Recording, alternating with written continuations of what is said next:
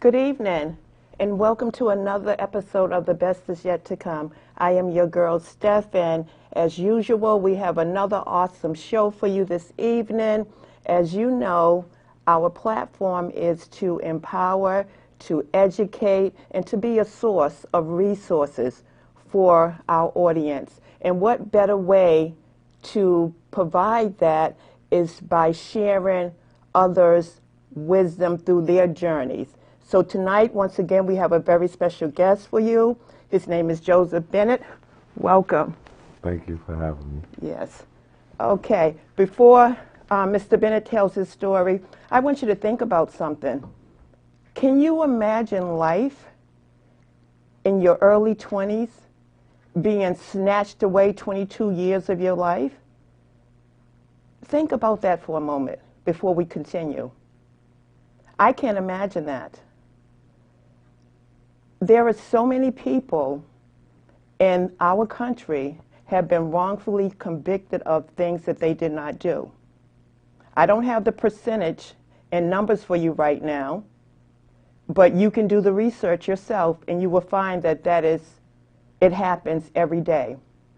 Not only in our country, but in the state that we live in. Unfortunately, my guest tonight can tell you more about his story. He encountered that.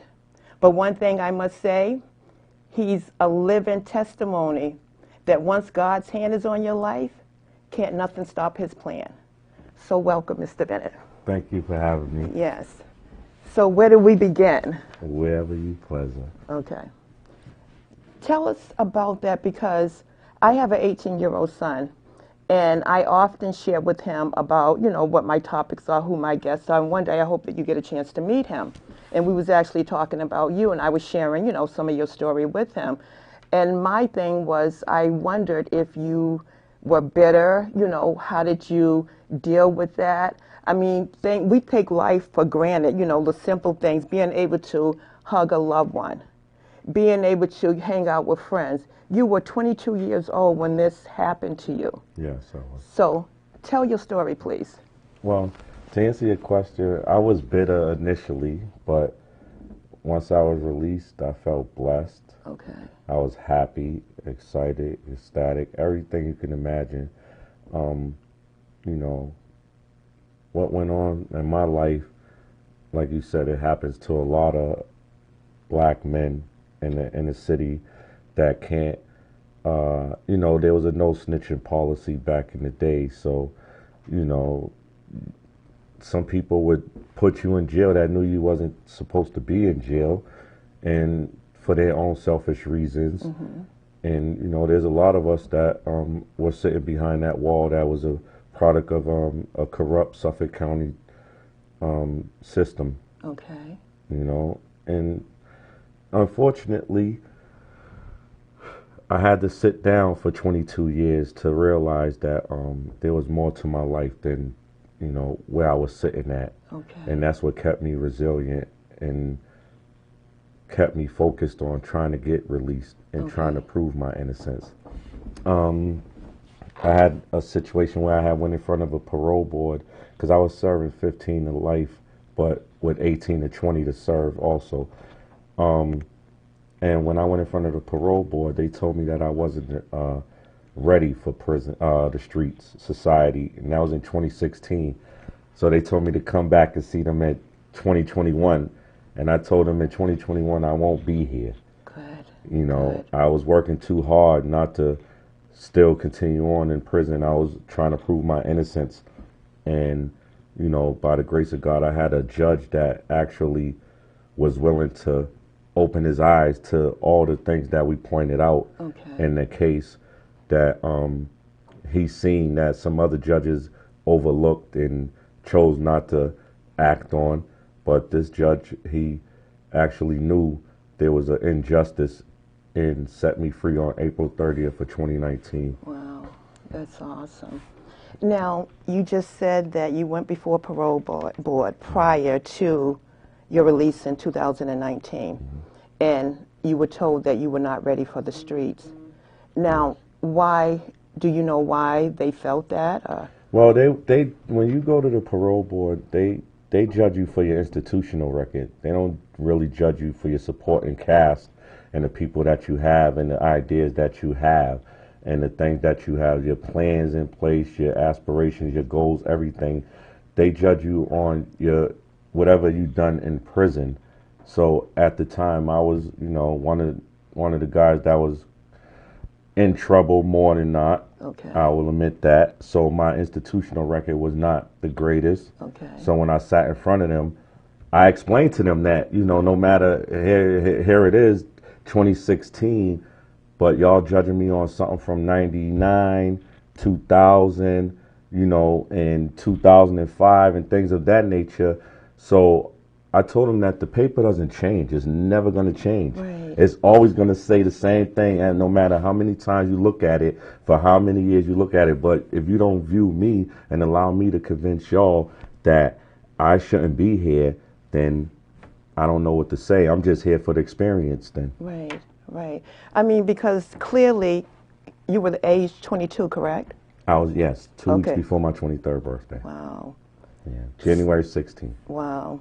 So 22-year-old young man opposed to a man that you were when in 2019. That's a big difference. But they still wanted to judge you on that 22-year-old young man. Yes, very Wow. much so. Wow. Very much so. I mean, it's a unjust system, unfair system, and they're letting a lot of guys out on parole now due to COVID, for more COVID reasons than allow guys to continue to die in prison that have a shot to actually, change their lives. Mm-hmm. And the justice system, the Suffolk County, letting people out more as they take closer looks at people's cases and review cases nowadays from those 1990 eras where, there was a certain district attorney office that had corruption as police officers and, in the office of everywhere. So, now that they're able to review some of the cases before Rachel Rollins left, they're allowing more men to have their appeal heard and be released more. And like I said, thankfully, I had a judge that was able to do that for me. Great, great. Let's talk about some of the things that you missed out on. How was that for your support team at home? When I went in, I had a 4-year-old daughter, and I had a daughter that was 4 months in her mother's womb. Wow. So I missed all of their life, most of it, Right. and but on the flip side of that, I'm sitting in front of you That's right. because I know back in those days I wouldn't be here. Okay. They'd be visiting me because all my friends are dead, So I tell people sometimes, I question God why he sat me down. I just said, why you have to make me sit that long? Right. But I realized why he made me sit that long because I wasn't ready, Okay. And I know if I wasn't in that situation, if I wasn't incarcerated, I would most likely have been killed, Okay. So those are the things I hold on to, and that's where I say I try not to be so bitter, Okay. and my family, they were there for me the best way they could, Okay. Right. the best way they could. I mean, as years go on, people start to live their lives, regardless if it's your family or not. They have Right. to continue on with their life. They going on, because I tell people I had to grow up in prison. Right. No. Now, how was that? Let's talk about that. It was an experience. Okay. It was an experience. I mean, for the first, I want to say 7, 8 years, I probably was still street orientated. So I was getting into the fights, getting into situations, and things like that. And then I want to say probably in the middle of the sentence, I had slowed down. I started figuring it out wow, because I kept seeing people come in and out, come in and out, come in and out. So I'm like, man, I don't understand it. Right. They would come in and say this one thing to me all the time, like, yo, you ain't missing nothing out there. And I used to be like, I don't know what you talking about. Right. I'm missing a lot. Right. Y'all because you keep saying that because you coming in and out. Right. So you have, you don't have none of that. But it also gave me time to reflect and put together a plan that I came out here to implement and put it together, and it's coming together slowly but surely. Okay, let's talk about that because I know you do a lot in the community. Yes, I do. Okay, let's talk about your Yard time? business. Yes, let's talk about yard time.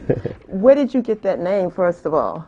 The yards. Okay. So, in prison, it's hard to find joy other than a visit and a phone call. So, if I don't get, if I don't get a visit, it's not visiting day, and I can't get through to nobody on the phone. Once the CO yell yard time, that was the joy. I put my music on, I go Okay. outside, I walk the yard, I dance around in the yard, Okay. get my mind right in the yard. So, it was only right that I had to come out here and use it as an inspiration, Okay. because that's where I seeked it at. I found it in the yard. Like Okay. when the CO yelled it, it was joy to me. Like, okay, these doors is about to open. I'm about to go outside. Sometimes it was winter, snow time, snow. I didn't care. I was out there because, sitting in them cells was causing a lot of mental stress that I didn't know at the time. Right. I do now as a grown man and doing the things that I'm doing. Right. So when I had to get that joy, that pleasure, if I couldn't get that visit or that phone call, that yard was that next thing to give it to me. Okay. All right. So, that's hence the word yard time. So my boys used to always be like, what is a yard time entertainment? Because I used to dance around the yard. Oh, People used okay. to laugh Okay. at me and be Okay. like, so it's not a you know, entertainment company per se. It's just, Right. you can see anything in the yard. When you go through the fence and they lock the doors, you might see fights, people playing basketball. So you just find out where your entertainment comes in at. And Okay. mine came in just putting on my music and just walking the track and just, just vibing out, dancing around, trying to learn the newest dance. So when I Okay. came home, I wasn't still doing them old dances. Right. Right. Okay. So tell us more about your business and what you do. Well, we're a nonprofit 501c3, and I'm a community liaison. I don't like to say activist, Okay. because I know that's a title that is a lot more bestowed upon people that are doing more things than I am. I'm just a little vessel. I'm not the big vessel yet. I More to would like, come. sorry for cutting you off, but I beg to differ with you. I Okay. mean, things that I know of you doing, like number one, I thought it was just awesome. The mental health men's group. Yes. That has been something that has been on my heart for some time. When I learned that you were doing it, I thought that was the best thing ever. Yeah. The mental health men's group came about because a couple of my friends used to call me and say, like, that were being released, like, yo, how are you adapting out here? Like, yo, you're adapting so easily, things like that. And I used to tell them, like, I used to have this thing where I used to call my daughters, my sister, and they used to keep me like current. So when I got out here, I felt like the only thing I wasn't prepared for was technology. Everything else I was gonna adjust to. Okay. You know what I'm saying? I tell them I don't adapt because I haven't adapted. I've adjusted, Okay. because it's a struggle. Okay. And some of the ones that can't seem to adjust are getting returned back to prison after 25 years. They're going back in 6 months and a year. And I almost fell into the pitfalls. Like I said, I got out April of 2019, December of 2019. I went back for 90 days, for something that had nothing to do with again, but because of my reputation inside the prison, I was lumped into an investigation and it proved to be I didn't have no involvement and was dismissed. But, Okay. you know, when they put me back, I was like, wow, look at how easy it is for them to just lock me back up. And Right. thankfully, it was only 90 days. Thankfully, Right. because it gave me a fresh start, Okay. something fresh to think about. And when I got out in March of 2020, it was like, now I got to focus on this yard time thing for real, and I got to do it for real, and I got to make sure I focus on my mental health in the process, because I started mental health while I was incarcerated, while I was going through a lot. And what I was dealing with at the time, I knew that the people that were with me, they couldn't help me. And because they couldn't help me, I didn't want them to laugh at me because I was dealing with some emotional issues. Okay. And I seeked out a counselor because I said, this lady doesn't know me. you know, she doesn't know anything about me, but I can talk to her. Right. And as I talk to her, I gained a knowledge of like what was going on in my head and realized that I was dealing with a lot of trauma that I did not prepare for, wasn't ready for, ever dealt with, or any of that. So in talking to her, it opened my eyes. So when I got out here, when I got out after the 90 days, I wanted to focus on that. Okay. Now, that's one thing. I feel that our culture has gotten better. I'm actually a mental health, I work in the mental health field, clinician, yes. And for years it has been taboo in our community, in our culture, that, you know, we don't address mental health issues. And definitely the men. I can remember once I was telling a spiritual leader of mine that I was feeling depressed. And the first thing she says to me, the devil is a liar, you know, we're going to pray that spirit away, but it's real. And as soon as we accept that it's real, more people will get help for it. Yeah, I have a good group of guys that are formerly incarcerated, you know, and they get it. So, you know, it's they might not be able to go to some place one on one, but in a group setting of guys that could relate, you know, they have their AA groups, they have their NA groups. They don't have many mental health groups. You know, not that I see for formerly incarcerated men that look like me, Right. that came from where I came from. Right. You know, that when I say I was in Shirley Mack's in the hole and all I kept hearing was knock, knock, knock, knock, knock. And they be like, yo, I know what you talking about. So I want somebody that could relate. Right, right. And I know that some of us, like you said, won't go and deal with that. And the only way we think we're dealing with trauma is by picking up a gun, shooting somebody, going out there, stabbing somebody, hurting somebody, risking the rest of our lives in prison. Right. And that just create more trauma. And all we had to do was just say, can somebody help me? Can Right. somebody find a space for me to talk to somebody? And that way I felt like I needed to do that. And Right. I needed to do that not just for everybody else, but for myself first and foremost. Right, right. Now, how many sessions have you had? Because you had two different that I'm aware of. Yeah, so we went from December 14th to January 28th. That was one session. Now we're in the second session. Okay. At the end of this month, I believe we're going to start another session with another facilitator. You know, she's going to come in. A lot of black men facilitators haven't reached out. I've reached out to a lot and asked for help. It's mainly been a lot of the women facilitators, and they've been helping a lot because, you know, a lot of our mental health, you know, is based around trauma, dealing with women that's coming home and not knowing how to deal with that situation, not knowing what we dealt with in our lives while we were away. Right. So, and then some of them, excuse me, I'm getting choked up. Some of them, It's okay. some of them don't understand the fact that, you know, we go through certain things, and what we went through inside prison of, you know, the questioning and things of that nature, it takes a toll. A lot of my friends, you know, they walk away from women, you know, that done time with them because when you come home to a woman, she's expecting certain things. But what she don't realize is inside we had structure. We had structured movement, structured food time, structured visits. Everything was structured. So when we're out here, we have no structure and we're free. We want to be free. We don't want to feel like we're back into a structured environment. Okay. You know, and that tends to weigh heavy. Okay. You know, and that's why a lot of things do happen and continue to happen. And, you know, I'm a product of that. Okay. So help me to understand, help the audience also to understand, what do you feel that support could be for someone that is coming home, that has did, you know, 5 or more years, or say 10 or more years, or anyone, because, you know, someone... It's different. It's different for Right. each individual. Like, somebody could serve 10 years and go through it. Somebody could serve 6 months and go through the same Right. mental breakdown. Me, personally, I believe housing is valuable. Because if they don't have nowhere to go, they couch hopping.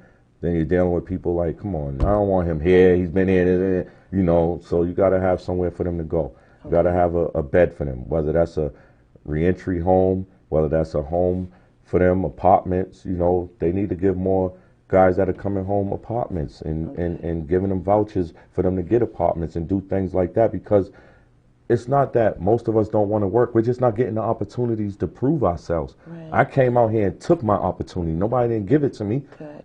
I took it. Right. You know, and because I knew what I wanted to do. Right. You know, somebody would say, oh, what's your dream? I lived my dream.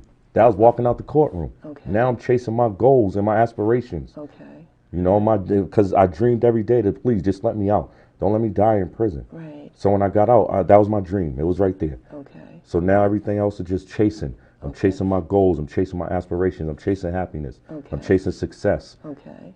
All right. At my pace. Okay. Now, you talked about there should be housings at the end of someone's, when they have pretty much served their sentence. I know they go before the parole board. What kind of services are in the inside, like you talked about housing, that can assist someone? Not much. Okay. Not much. I came out and I reached out to a lot of offices. I reached out before I even got out. I didn't even know when I was getting out, but I was preparing myself. Like I said, I knew I was getting out. I just didn't know where and when. And when I got out, I reached out to a lot of organizations that offered me bus pass. Okay. And you were looking offered me to live in a sober house. I'm not a drug addict. I don't have drugs on my record. I've never dealt with that. I've been a violent person most of my life. Okay. So I can't go in a sober house because then that's feeling like I'm back in jail. Okay. So what would you wish that had happened? I wish that I have, that when I walked out of the courthouse, that after reaching out, somebody would have said, okay, here's the plan of do this, this, and this, and we'll help you get your apartment. Okay. Okay. You know, do this, this, and this, and we'll help you get this. That wasn't there. Thank God I had a community of family and friends after 22 years that loved me enough to put me in position that I can do a lot of things that I wanted to do on my own and uplift me. Okay. Because a lot of these organizations that get the big money didn't give me anything. Now, what do you feel that we can do to change that? We have to change some of the rules and some of these, we have to change some of these elected officials that are not doing the job. And how do you say we do that? By voting. Okay. By voting and holding them accountable. I agree with you, absolutely. Because once they get into the office, they don't do what they say they're going to do. You know, I'm dealing with that with the current mayor of the city of Boston. Supported me all through campaigning. I can't even get through. I can't even get support for our mental health group. And what kind of support are you looking for? Just any support. I want to take my group of formerly incarcerated men on a men's retreat. That would be great. You know, do something that they never done. No cell phones. Right. No women. Right. Work on us. Continue to build. That would be great. Yeah, but we can't find the support. Now, where are some places have you been looking? In the whole city of Boston. Okay. I can show you emails that I've sent. Okay. I had, I won't say the agency, I had an agency reach out to me and tell me, we accepted your application to be in a design group that we're building to focus on mental health, and we want you to be a part of that design group. And I politely declined it because I got to focus on the group that I already have. Why would I want to build one for your big conglomerates to take it and not do nothing real with it and not help the guys that need the help? I know what I'm going to do. I sit with them. They hold me accountable. Right. If they can't reach you, they can't hold you accountable. Right. So, if I'm understanding you correctly, you went to this particular organization for support, and instead of them supporting you, they wanted me to be a part of a group they're about to build. Okay. Now, I'm just curious, would this include our people? Yeah. Okay. Yes. Okay. No, I'm saying the group that they wanted you to build. Yeah. Okay. All right. Have you thought about what it would cost to do this retreat? So I have a rough draft budget. I have it in my house. It's drafted up. I just got to fix a few things. Someone stole that idea. Okay. But I'm okay with that. Okay. Teach his own. I support it, long as it's formerly incarcerated, not just people that say they was formerly incarcerated. Right. I want everybody to win and get help that they need. But a lot of ideas that I pitch out there, people take and make it, because they got the supporting cast. I was an outcast at one time. Now, why do you feel that you were outcast? Well, when I was younger, I was a problem child. I was the city of Boston. I was doing things that was causing trauma. Okay. And it's hard for some people to realize that I've changed. I'm 48 years old. I'm not 22. I'm not 18. I'm not 19. Right. I've changed. I mean, some of my ways. I have disciplines in some areas and no discipline in other areas. That's where I'm working on my mental health at.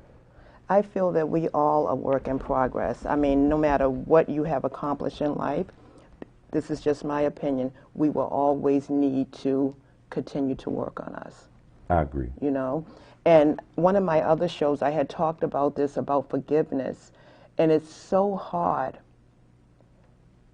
God will forgive us every time that we ask, but our brothers and sisters. Yeah, I hold on to certain things too. I'm very, like, some things I can let go and some things I choose to forget. I won't forgive you for it, but I'll forget. Okay. And by me forgetting, I just won't be around you or be near you. We don't have to deal with each other. We don't have to see each other, tolerate each other. I'm cool with that. Okay. And there's some people I won't forgive. Okay. They done things that hurt, betray, cause trauma. Okay. Now, so you don't believe in the cliche that forgiveness is not for the other person, it's for ourselves? One of the facilitators is teaching us that. Okay. I'm learning that. Okay. I'm learning that. I mean, I didn't care. Okay. So that's why I knew I would have been dead, because I was just on a one-way track to hell. Okay. Because I was doing things, it was never drugs involved, anything. It was just, I was violent. Okay. Now, where do you think that stemmed from? Just growing up in the area that I grew up in and dealing with the people that I was around and seeing the things that I was around, I always was like, I didn't want to be a victim. Okay. Okay. It's funny that you say this, say that. I had this young man on one of my other shows the last season, and he talked similar to this, that he encountered something. I think he was around the age of 14, and he never said what it was, and that was okay. But he said from that point he made a decision that it would never happen to him again, or anything similar to that. So that took him down a road of destruction. Thank God that he was able to turn his life around and do differently. But I always wonder, what happens, because I always say no matter what we do, especially if it's negative or causes harm to ourselves or to others, we just don't wake up and say, okay, this is what I want to do with my life. I always feel that there was something that occurred in one's life to, make them or make us. I mean, I had so much different things go on in my life that I just know I don't want to go back to prison. Right. And I know I'm a different person. Great. And I don't know when the change happened, but I'm glad it did.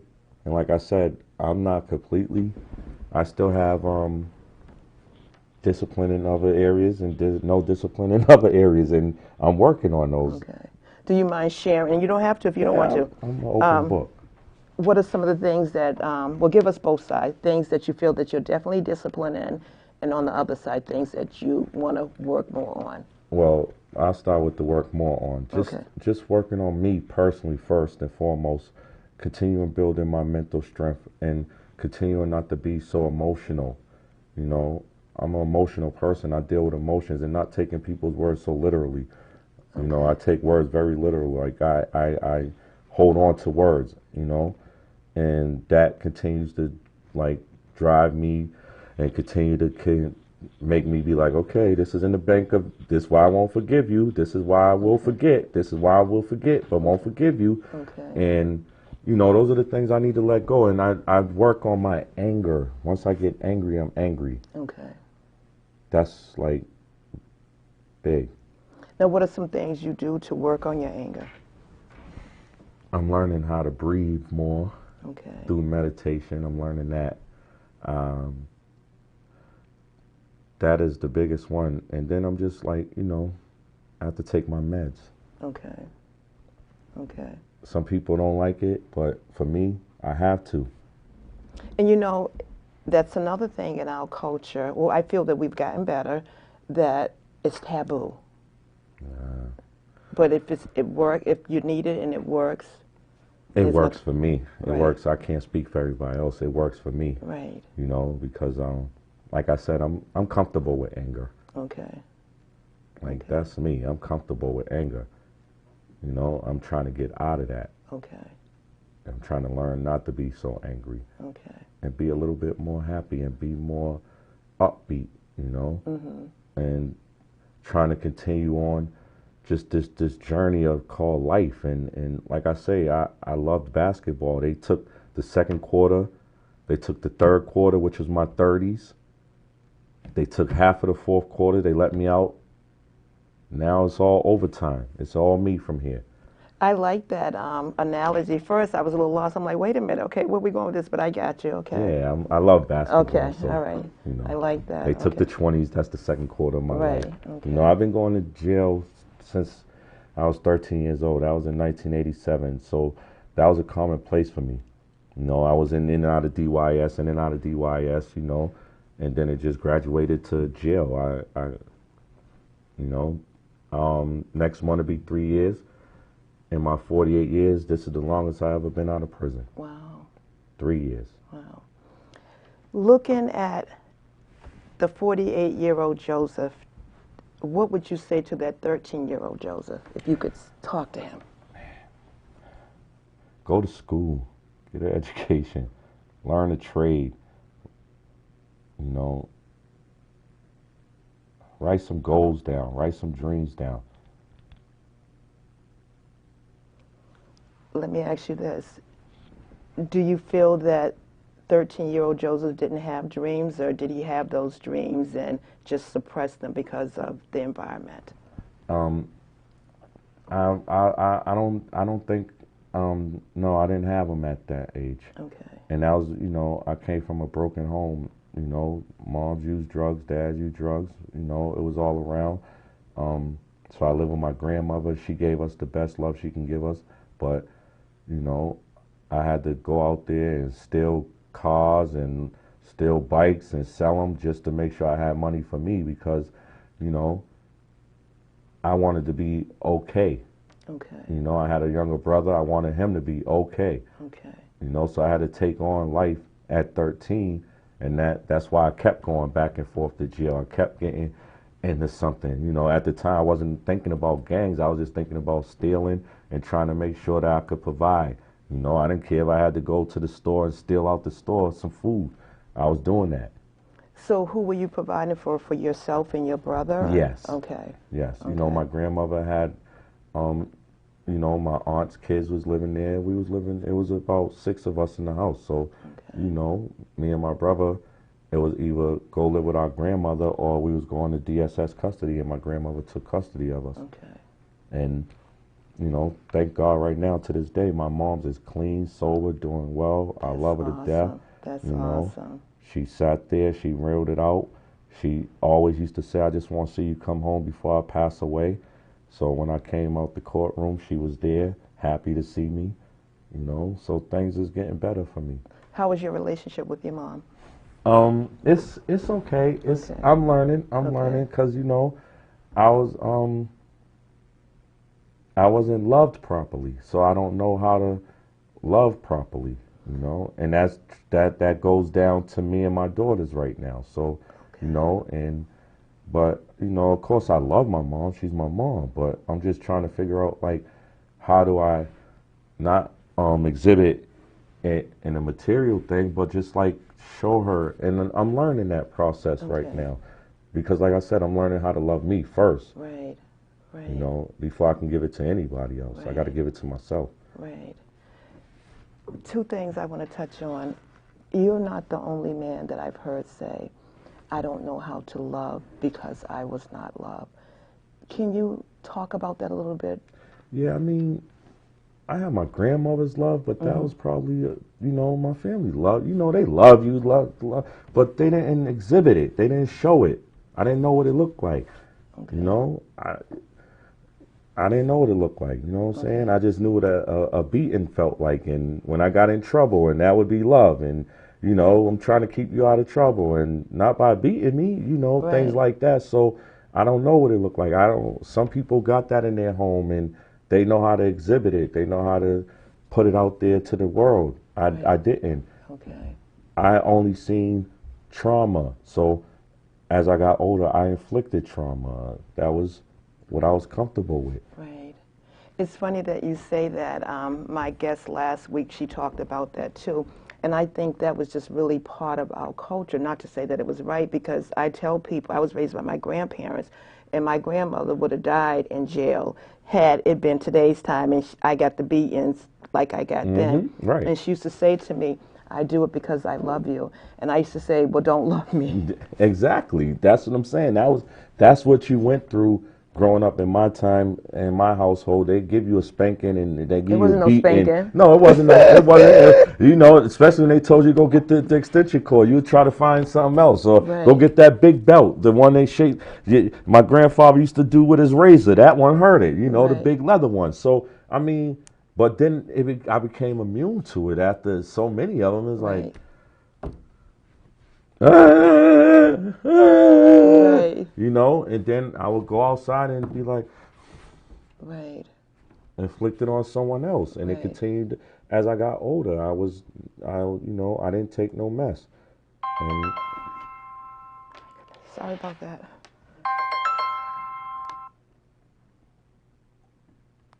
Sorry.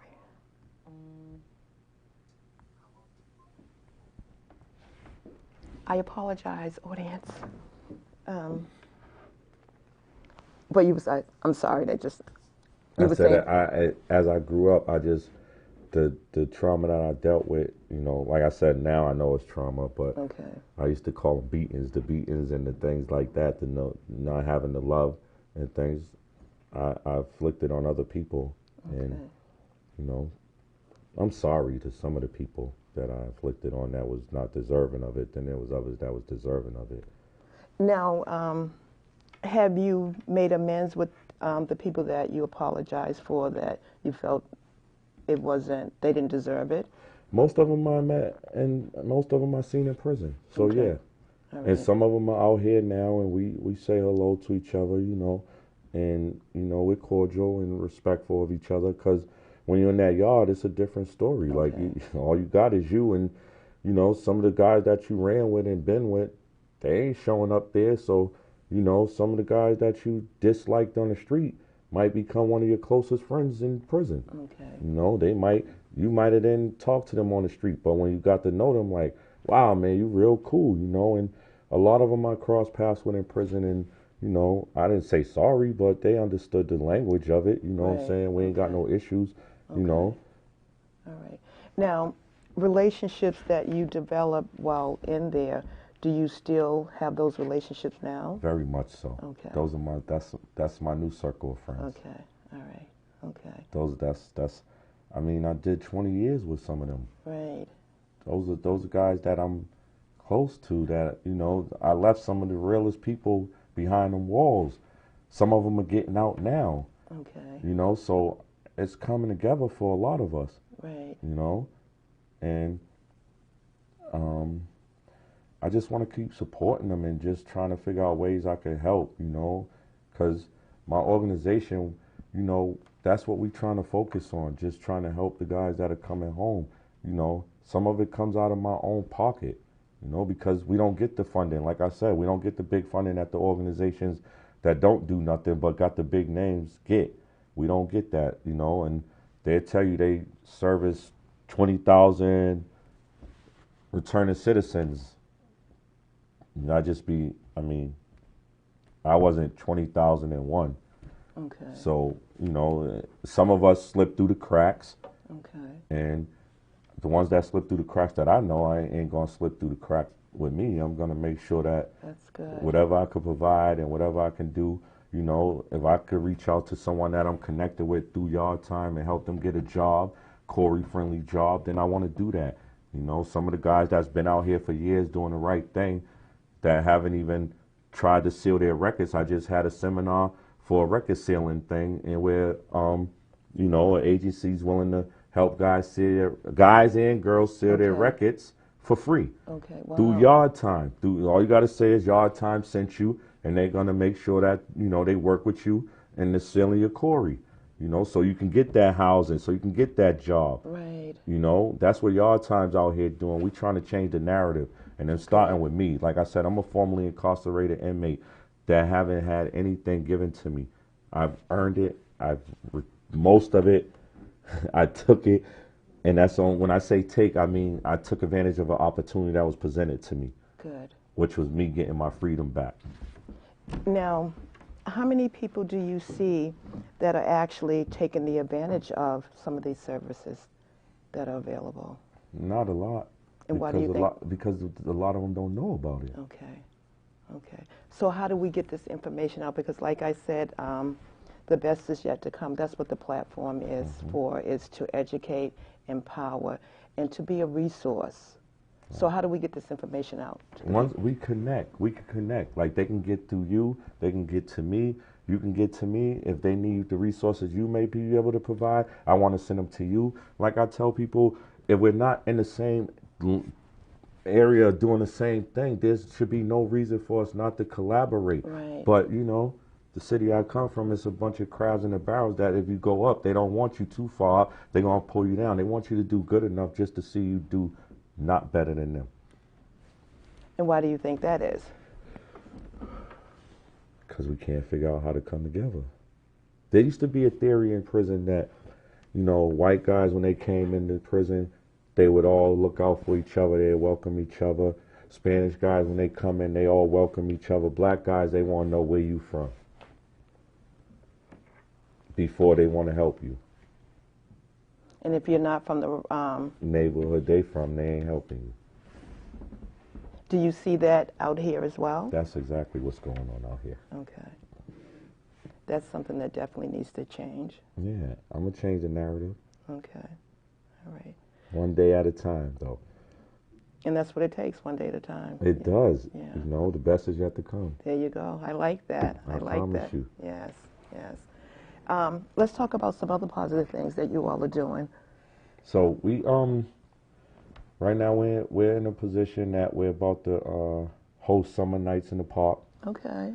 We're in the running for that. We're trying to get contracted by the state, and once a week to have cookouts, events, things going on through the summer, so we can give guys and girls, people, the youth and stuff, the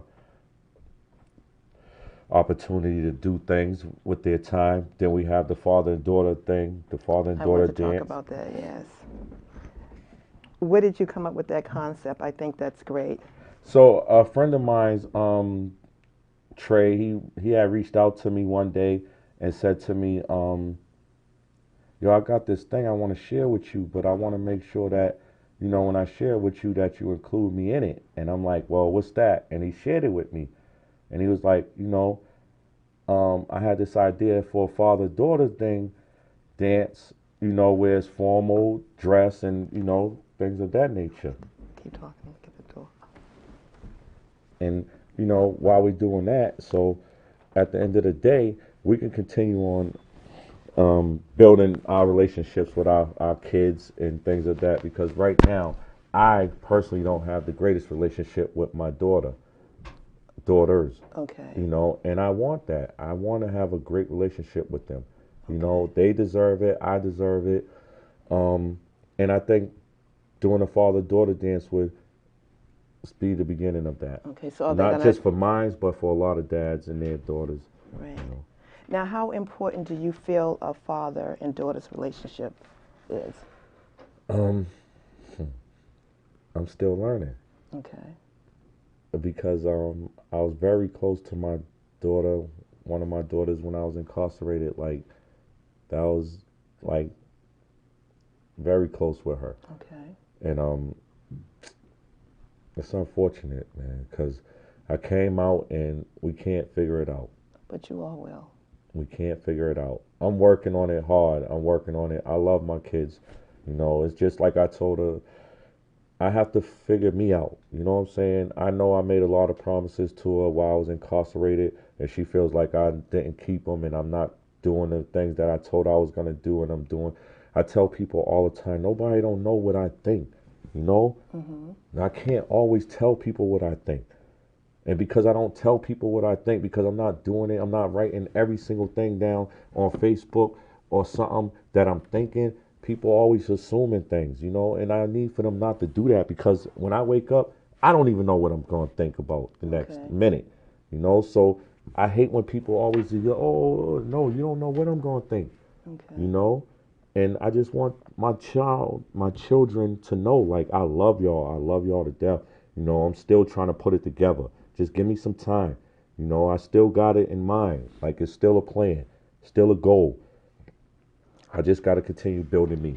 Let me ask you this. Earlier, you talked about how you hold on to words. Perhaps that your daughter inherited that from you. I Okay. 100%. I used to always say, you know, she used to make all my three-way calls. Okay. So I mean, she heard all of it. Okay. You know, she heard it all. When I even told her I'm not gonna be here forever, I promise you, it's just taking a little while longer than I anticipated. Right. You know, once my lawyer told me I overturned my case, she was the first person I called. So you all were close at one point. Yeah, very Okay. close. While I was incarcerated, Okay. very close. How old is she? 29. Okay. Okay. I have a 29-year-old and a 25-year-old. Wow. Okay. You know, we were very close. It's Okay. just unfortunate we can't. She doesn't get the. I I wasn't there. You know what I'm saying? And I'm like I told you, I don't know what love is because I didn't have it. I'm building it. Okay. And I'm building self-love first. Now, have you had these conversations with her so that she can? Yeah, we had conversations, but some conversations it gets heated. She's like me. Like she's literally like me. Like she's stubborn. I'm very stubborn. Okay. So we butt heads, and once we butt heads, we both shut down. Okay. Now, how easy is it for you to lead by example when, It's especially? hard though. Okay. It's hard. I didn't have an example. I Okay. am the example. Okay. Now, do you feel that the men's group, do you get support there? Oh, very much so. Okay. Very much so. The brothers in that men's group are very much, they're fathers, they're entrepreneurs, they're great men, they're leaders. And all I did was just bring us all together. Okay. Hence the whole thing of the community of yard time, that like when I started it, I had the gorilla logo. I wanted to ask you about that. Why the gorilla logo? So the gorilla logo was basically it was formed because I had someone come visit me while I was in prison, and I reached out to him. This man knew me since I was a kid, and he was in a position to help me. And when he came to visit me, I thought he was going to help me, and he sat in my face and said, "I can't help you. I ain't trying to be I can't." And it crushed me. Okay. So when I went back to my cell, they used to call they show movies. So when I went back to my cell, the movie that was on TV was Planet of the Apes, Rise of the Apes. That's when Caesar was a little monkey, and when he was in jail, when he went inside the jail, and the guy came to visit him, and he wanted to leave, he kept saying home, home, home, and the guy was like, "You can't go right now." He went back to his cell and just cried and thought of a way to get out of jail, and thought of a way to, when he got out of there, when he got out of that situation, he united his community and brought all of them, apes and gorillas together. Okay. If you ever seen the movie. So when I got out, I always promised that I was going to try to, reunite my community, whether, I don't care where you from. Okay. You don't have to be from my neighborhood, but if you want to be on the same things I'm on, then let's all come together. Now, how many people from different communities, different neighborhoods have joined with you? I mean, people come out and they support. They join me when I reach out to them. If they can, they will. We just, like I said, we're community liaisons. So Okay. if we doing something in the community, the brothers is going to come out to support, the sisters are going to come out to support. So that the support is great. It's just, like I said, we do it for the love of it, but at the same time, that's hurting me. It's hurting my pockets. It's hurting me because I'm doing it. Okay. And I don't make sure, and nobody pays for anything when we do it. It's all free. Now, have you had fundraisers? No, I haven't. Would you consider? Yeah, I'm very much considering doing it. Okay. I want to consider doing a fundraiser for the men's retreat. Okay. And I'm also chasing a couple of grants that if we get, that's going to be, the men's retreat is written into that just in case the fundraiser don't go well. Now, when do you know what the concept of the fundraiser would be? I mean, I know what it's for. Yes. Well, right now it's in the early stage of it. So my community resource person, they're putting it together, Okay. and like I said, we built the actual skeleton of what the retreat would look like. Okay. So, and then we're gonna focus on it. I reached out to a couple of organizations to let them know what we're doing, see if their support. But like I said, if they don't, I'm going to continue to thrive all alone and continue to thrive with the people that support me. Well, I have confidence and faith it definitely will happen because it's something that's needed. Thank you so much. Yeah, something that's needed. So let's go back to the father and daughter's dance. When is that, and where is it located at? And if we have someone in the audience that wanted to attend, what is the protocol? Okay, so we just went and seen the location yesterday. My assistant went to go see the location yesterday. It's in the downtown area right now, so it's a nice little establishment. So we just want to make sure we secure it before we mention it. All right. The date is, we only have a tentative date. We want to do it for Father's Day, but I don't want to, there's a big cookout that happens in the city of Boston on Father's Day.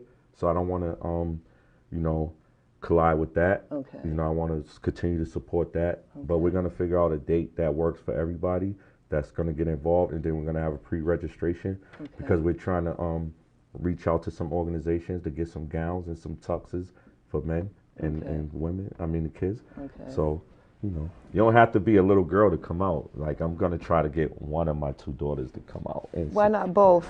Well, I would love for both of them, but I would love to see how that works. Right. Sometimes, they double team me. It's hard to have them both together because then I know. So you're looking out for you. Yeah, yeah. I got you. Yeah, but I would hope so. I don't know. I'm hoping that they will both come out, and support and do this, and let's have a good time.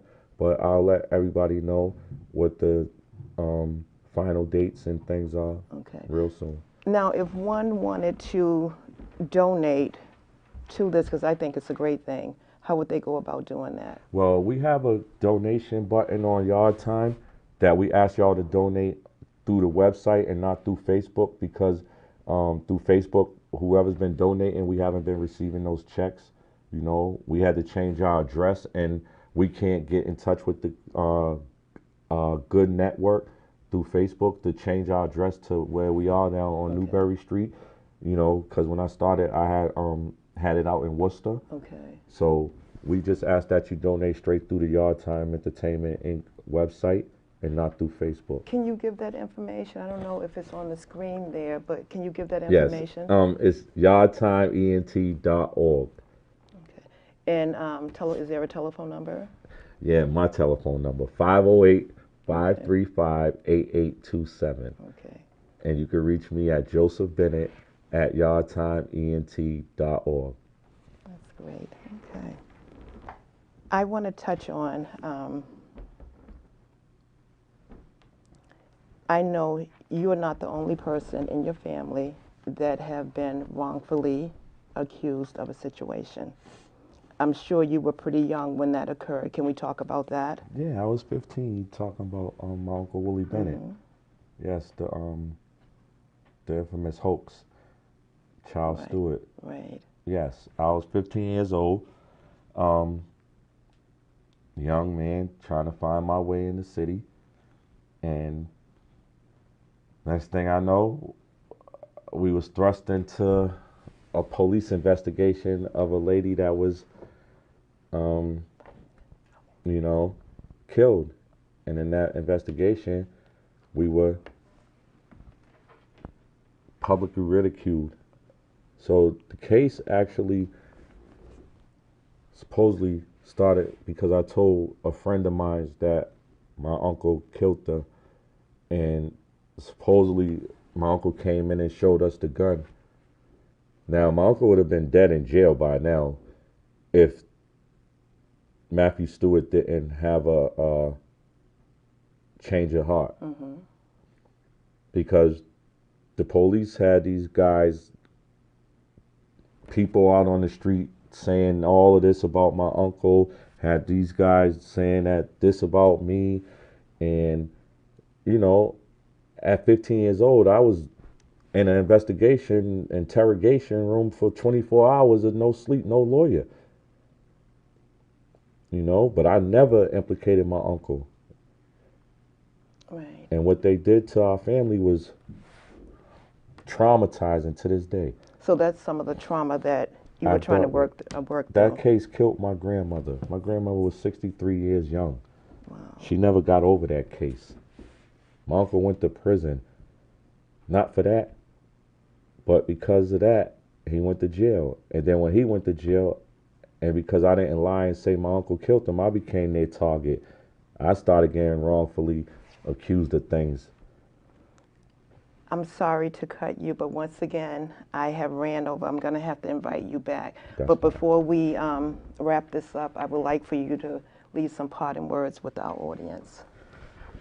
Only thing I could say is that I would love for the people that don't know anything about formerly incarcerated men and women that are coming home. We come out here with plans and goals never to go back. And all we need is another opportunity, a second chance, as it was called, And some of us take advantage of those opportunities in a good way.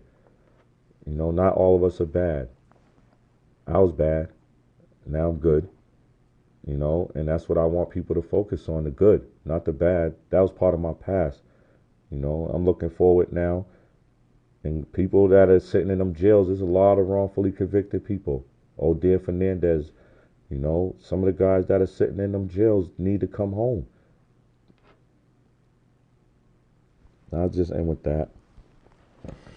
Well, once again, this has been a great episode of The Best Is Yet to Come.